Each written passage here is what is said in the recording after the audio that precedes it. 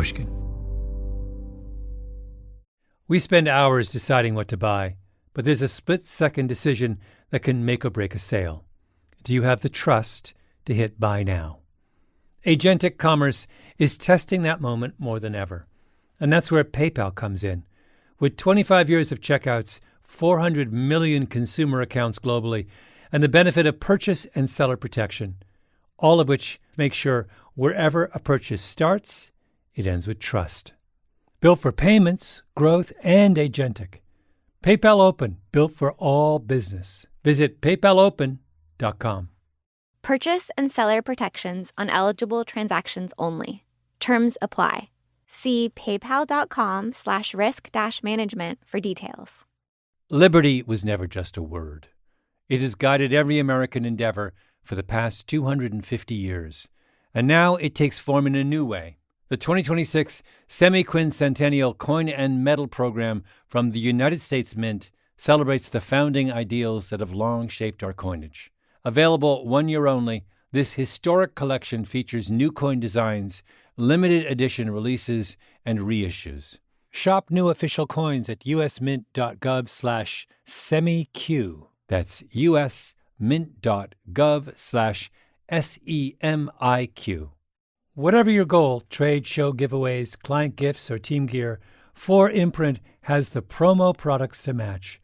With thousands of options, from apparel and drinkware to tech and totes, it's easy to find the right fit for your brand and budget, with standout choices at every price point. And with their 360-degree guarantee, you can be 4imprint certain your order will show up just right on time. Explore more at 4imprint.com. 4imprint, for certain. Hello, hello, revisionist history listeners. Hello, hello. Hello, hello, revisionist history listeners. Revisionist history listeners. Hello, hello, revisionist history listeners. That didn't sound quite right, did it? It's got to be more like this.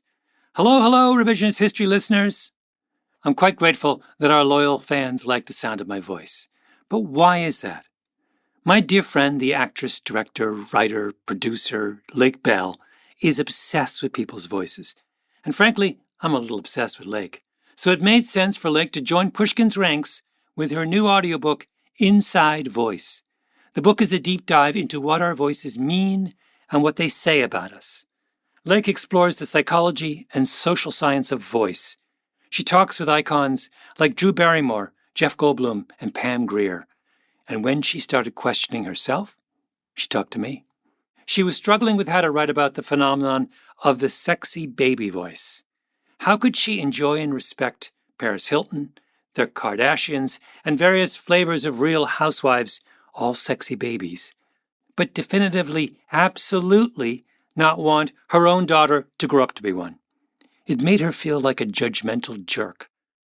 So I was the shrink and Lake got on the couch and we had fun working through that one. I may even have tried to put on a little sexy baby voice myself. Enjoy this sample chapter and then go buy yourself a copy at InsideVoiceAudiobook.com, Audible, Spotify, or anywhere audiobooks are sold. I'll be back before year's end with some bonus episodes of Revisionist History. When you guys think of like a strong woman's voice, what does that sound like? Someone just like fluent and confident. Anyone come to mind? Michelle Obama. Yeah. Oh my God. I think just Ariana Grande, because she's been very advocated for the God is a woman thing, so I'm just like Ariana Grande. Queen Latifah. Really? Yeah. I would have to say Michelle Obama. Kirstie Alley, I think, has a very deep, powerful voice. My mom. Yeah, my mom, for sure. Yeah, my mom. For sure. Oprah comes to mind. The same here. I'd agree with that one. Oprah. Definitely Oprah. Okay. Lena Horne. Yeah. Speaking voice, too? Yeah. Lena Horne. Is my wife. My wife is stronger, and I really love her, and I'm proud of her, too. What about an alluring, sexy female voice? Ooh. Jennifer Aniston. Angelina Jolie. Kerry Washington. Oh. That was good. Angelina Jolie. Could be Siri, I think. Siri? Yeah, nah, maybe. Oh, You could be different. Sexy voice. I don't know. I just think of Catwoman. When I think of a sexy woman, I'm like Catwoman. Kim Kardashian. So, your turn. When you think of a strong woman, what does she sound like? Does she sound like this? We want people who are redefining what it means to be strong, to be powerful, to be inspirational, to be aspirational, to be astoundingly age-defying. Or does she sound like this? Kylie called Khloe and said, "Hey, I want to take over your party. Just send me the list." 3 seconds later, Khloe texts me, "Did you tell Kylie about the parties?" And I go, "No, what are you talking about? What party?" Make no mistake, both of these women are powerful. Another test. When you think of a sexy woman, what does she sound like? Does she sound like this? Isn't this a coincidence? I know you. You're the one that doesn't like to talk about the heat. Too bad. I tell you about my chimes. Or does she sound like this? I like Barnett's sexy voice and laugh a lot. I kind of like that he gave off a vibe that he was a player. One of the more questionable, nay, controversial trends to come out of Gen Z is the sexy baby voice. What is that, you say? Let me remind you. My evening's going amazing because I have a rose. I was gone for a whole week, and still, All we can talk about is Crystal. All we can think about is Crystal. I don't want to make this night about her. To honor and kick off this discussion, here is a never-before-seen and heard scene from my feature In a World, a film that I wrote, directed, and starred in entirely about the voiceover industry because, as we've already established, I'm clearly obsessed. This deleted scene depicts my character, Carol, trying to coach a sexy baby into finding her true sound. Roll it. So when he told you he was writing a book, were you just like, holy shit, that's amazeballs? Can I do a vocal experiment on you? Why? Why not? Because that's a weird question to ask. I don't even know you. I'm Carol. You were just interviewing me. Still weird. I'm a vocal coach. I'm a writer. Be good for the story. Fine. Fine. Okay, good. So you're just gonna count to 10, but when you get to the odd numbers, you're gonna use the lowest point in your register, and when you get to the even numbers, you're gonna use the highest point in your register, and then right after, you're just gonna speak without thinking. So you're gonna go 1, 2, 3, 4, 5, 6, 7, 8, 9, 10. Here is my voice.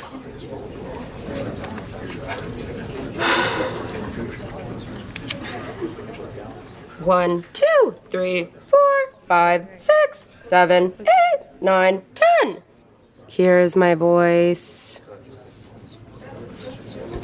Oh my god. Right. That's so weird. It sounds lower. And it sounds... Amazeballs? Let's make something crystal clear before we delve into the sexy baby zone, which is also a no judgment zone.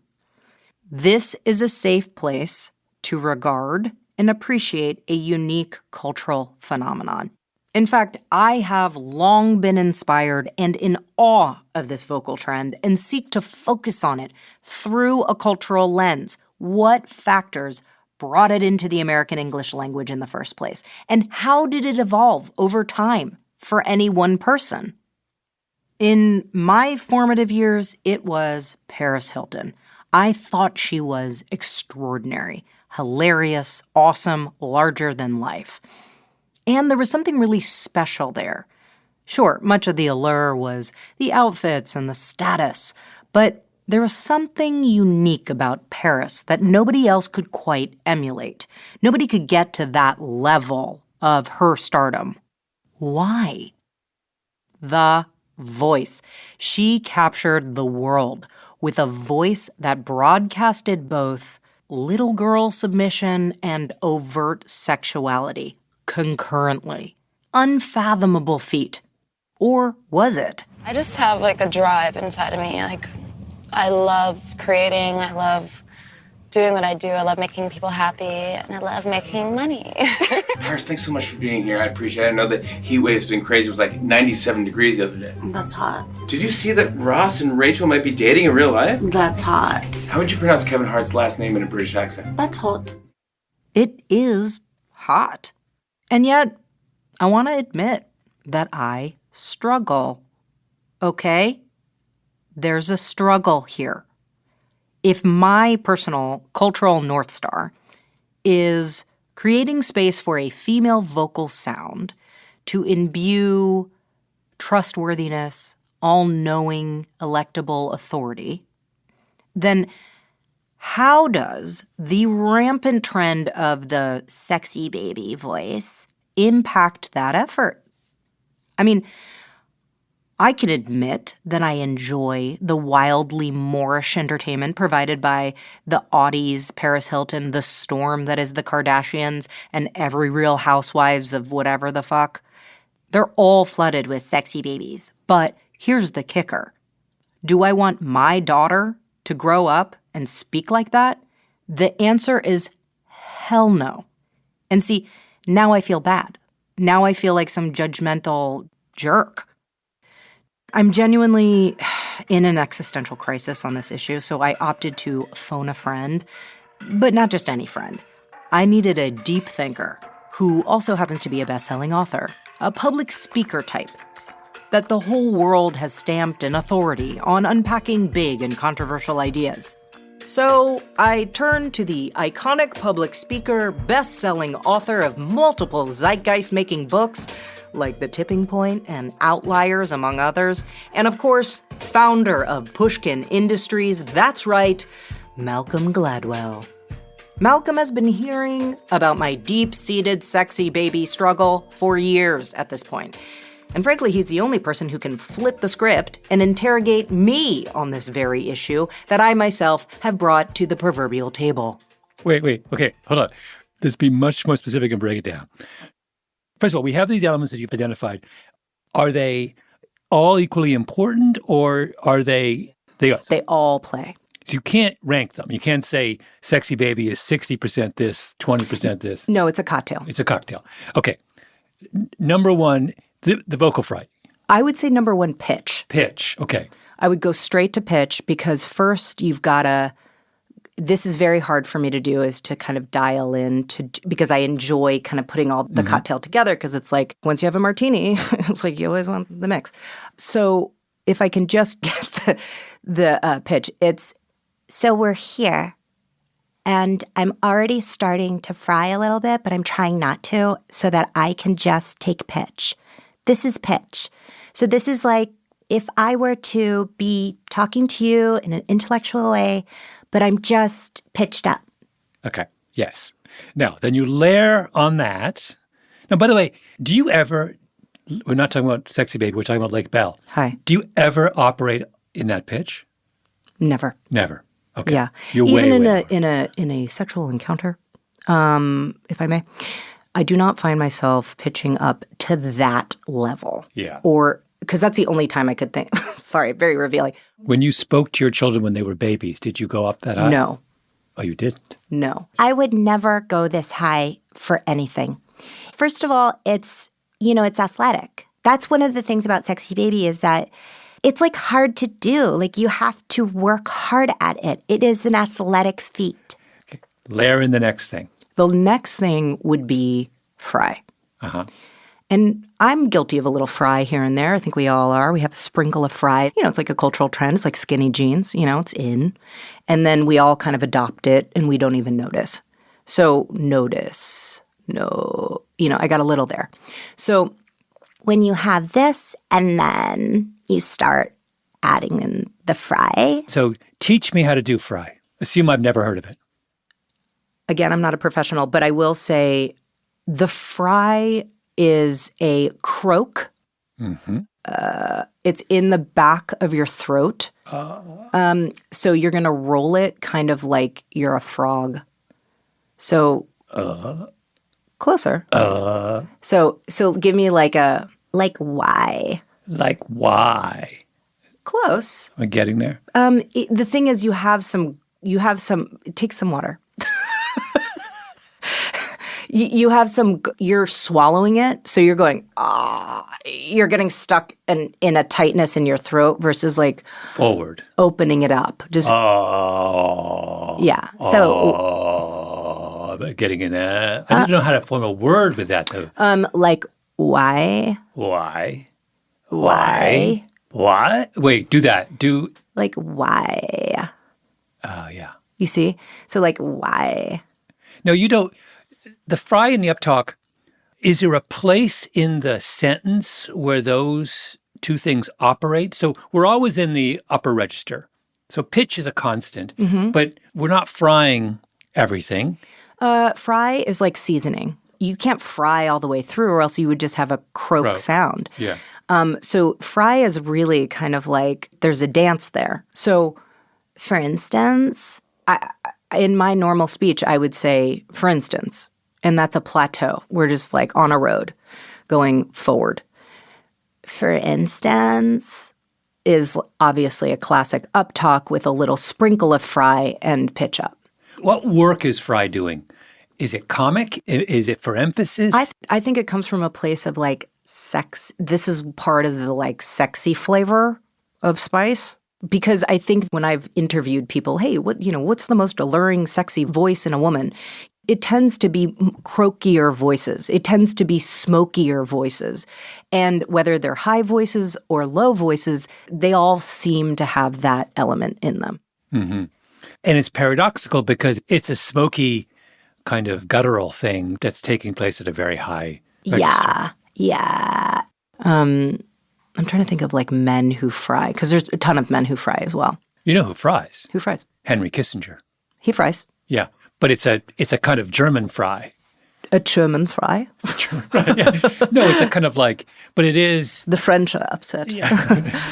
I will stake anything on the proposition that before the end of this year, Gorbachev will be in Washington, and I'll stake only a little less on the proposition that before the end of next year, President Reagan will be in Moscow. But wait, you did something else in Sexy Baby that you haven't talked about, which is you were also running some words together. So that is quality. So yeah, that's a little, I will say that kind of creeps into performance a little bit to help me get in there, just as an actor and as a performer. For instance, with accents, I have either a hand gesture or, a catchphrase to get you into an accent. Like Irish is, put that back in the bucket. Put that back in the bucket. I don't know if I'll ever need to put anything in a bucket, but in an Irish accent, probably. You know what I mean? So like that's like my in there. In my experience with hearing Sexy Baby in the wild. Yes, out in there. Sentences without spaces. Imagine typing a sentence. Yeah, there's no punctuation. There's no punctuation whatsoever. It's that irritates me. Yeah, and like what really like bothers me about climate change or whatever is that like we're not working together. And like if we could just like work together, like we'd make so much more of our power together. And like that for me is just like so important. Important. If I was like an oil company and I wanted to really get people to be skeptical of climate change, I would just run an ad of what you just said. That's like... Here's the deal. Driving a car with like gas or whatever is like just like American. But there's that running together, and then there's also a little bit of slurring that you're adding. No, you're right. There's like a little bit of slurring. I think that I just want to say something that's really important, which is like, it doesn't mean you're not smart. The accent and the dialect, why I have a bone to pick with it is because like I am a feminist, and like I don't want to think of women as little sexy babies that can't think for themselves. And so it's really hard for me. I really think of it as a trend that's gotten out of control. It was kind of cute for a beat. It was in a movie or two, and there was a kind of a texture of sound that was born from the California surfer girl community, valley-esque, environment. But I do think that compounded with the history, like before that, where did it come from? It's like, okay, there's Betty Boop. And I think that Betty Boop is a good place to start, just as a reference, because it's very distinct. She is sexualized. She's not homely. The idea is that she's alluring. But there's no fry in Betty Boop. Boop, boop, doop. No, there's not. There's not. Betty Boop is kind of the original sexy baby, though, just as a concept. That's where the archetype comes from. Yeah. Boopy-doopy-doopy-doop, boop-boopy-doop. But there's been a great deal of linguistic innovation between then and how does Marilyn Monroe fit into this evolution? It's breathiness, is it? Yeah, but she also is broadcasting a bedroom voice. So, why, I just don't know. And a little baby voice, but, oh, well, listen, Piggy. That's very high-pitched. So you've got the grounds there for that starting place, which is we didn't really get the breathiness in the sexy baby voice, but we got that pitch, and that alluring, sexy nature of bedroom talk that's like outward and being exposed to everyone. I mean, that was her whole thing. So that's why I have the word sexy in it. It's super interesting because if we think of Paris Hilton and Kim Kardashian as people who are taking the intimacy of the sex tape and kind of taking it public, Marilyn Monroe's famous Happy Birthday, sung to JFK when she was presumably in the middle of having an affair with, is the same thing, right? I mean, she's essentially saying, I'm having an affair with this guy, right? That's the whole point of the Happy Birthday thing is, this is the way we are when we're in bed together, and I'm doing it in front of the entire country. It's like such an incredible, it's like this fuck you, first of all, to Jackie. I know. I mean, it's just, but it's like extraordinary. It is an extraordinary cultural moment. Happy birthday to you. Happy birthday to you. So Paris Hilton comes along in the aughts, right? Talking like this, and it becomes a kind of sensation and it proves quite culturally contagious. And I'm wondering, why would the sexy baby voice come back at that moment? It boils down to sex tapes, kind of. Like the women that we're talking about, if we're going to bring up Paris and Kim, they both had that, right? They had a sex tape that was leaked. And by the way, speaking of another classic voice and a sex tape, Pamela Anderson. Now, that voice, is effective. And so I feel like there's something there where it's like taking the bedroom voice and broadcasting it and allowing for that intimacy to be a part of the brand. Rhinestones. There's no such thing as too many rhinestones because it's hot to bling as much as possible. You have complicated feelings about Sexy Baby, which I want to kind of dig into a little bit. You've alluded to them here and there, but you have a Sexy Baby problem. I have unwelcome judgment in my views on it because even in penning In a World, it was part of the, sort of joke of it was, what is this trend, this plague that is infecting our women? And it felt like regression. It felt not like progress, just on a feminist bent. It is a sound that harkens our ears back to a time when you are a child, when you have to ask for things, you don't have agency. And so why is that sound, a submissive little girl sound, somehow sexy all of a sudden? Like, I had a bone to pick with that. You started to see women who were in their 40s, have great jobs, they're lawyers, they're CEO or whatever, and they started to have this sound. And that's where I got confused and upset because I thought, okay, so you're saying, especially as a mother, society is allowing for or supporting this idea that women can sound like little girls and be leaders. And that, for me, was difficult because I don't want my daughter to think that that's how you're supposed to sound. I don't want my son to think that women should sound that way. And I feel bad for feeling uncomfortable because I think that women should sound however Wait, this is what I don't understand. Okay. I don't understand why you feel bad about being uncomfortable. Because I'm a woman. We feel badly for judging other women. But hold on. The argument that you're making in your book is that a lot of the way we sound is a choice. So women, a certain group of women, have chosen, either consciously or unconsciously, to sound this way. Mhm. They don't have to sound this way, right? They have options. Yes. Our voice is our own. We control the way we sound. And you're simply saying that's a bad choice or a problematic choice. You are saying that I should feel comfortable with feeling uncomfortable. Yes. Well, I'm wondering why you're so conflicted about the fact that you find this voice to be an issue. Okay, so because, for instance, I have a pal, let's call her RS, and she has a very high-pitched voice, naturally off the truck, okay? So she's not putting it on. She just has that voice. I love her. She's so sweet. She's got a little fry and a little uptalk, but she's a mom of 3. She works hard, and I just know her. And so it's people like that where I go, I know she's not putting it on.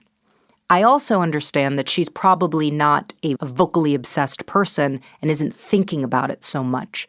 And so when you say it's a choice, I concur that it is a choice once you listen to it and once you're aware of it and you're in the room with it. But I think that it's important in my research on this to allow for there to be space for that's just how they speak.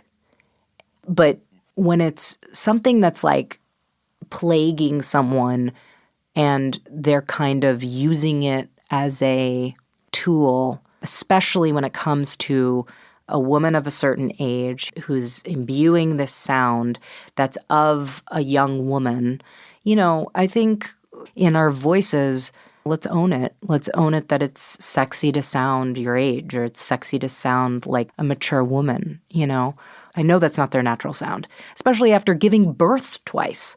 Your voice changes after birth, It should. It's an experience. But also chemically, hormonally, your voice changes. And that's a privilege. Aging is a privilege. So own it. That was an excerpt from Lake Bell's Inner Voice, which is a delight. Go get your copy today at InsideVoiceAudiobook.com, Audible, Spotify, and everywhere audiobooks are sold.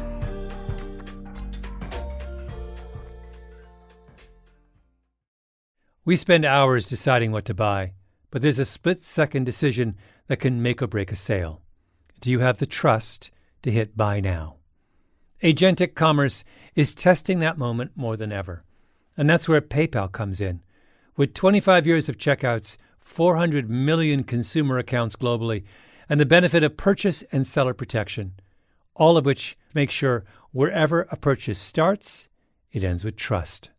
Built for payments, growth, and agentic. PayPal Open, built for all business. Visit PayPalOpen.com. Purchase and seller protections on eligible transactions only. Terms apply. See paypal.com/risk-management for details. If you want all of your data in one place, if you want a single home for all of your entities, if you want to spend more time working and less time searching, you need the Intuit ERP. I know because I'm Damon John, and I run my growing business on Intuit Enterprise Suite, the AI-native ERP that's powerful, painless, and proven. Learn more at intuit.com/ERP. A BetterHelp ad. Have you ever had so many tabs open that your computer starts slowing down? 10 for work, 5 for family, 1 for that thing you've been meaning to figure out. 20 more are running quietly in the background. Life can feel like that too. According to BetterHelp's 2026 State of Stigma report, 85% of Americans say getting support is a smart thing to do. Yet 74% say society still discourages people from asking for help. And more than 3 in 4 Americans reported symptoms of anxiety or depression in the past 2 weeks. Therapy can help you sort through what's taking up space and attention. With BetterHelp, you can connect with a licensed therapist online on your schedule. You'll be matched based on your needs, and you can switch therapists anytime. In fact, 69% of BetterHelp users showed meaningful improvement in anxiety and depression. Maybe it's time to close a few tabs. Visit BetterHelp.com. That's better, HELP.com.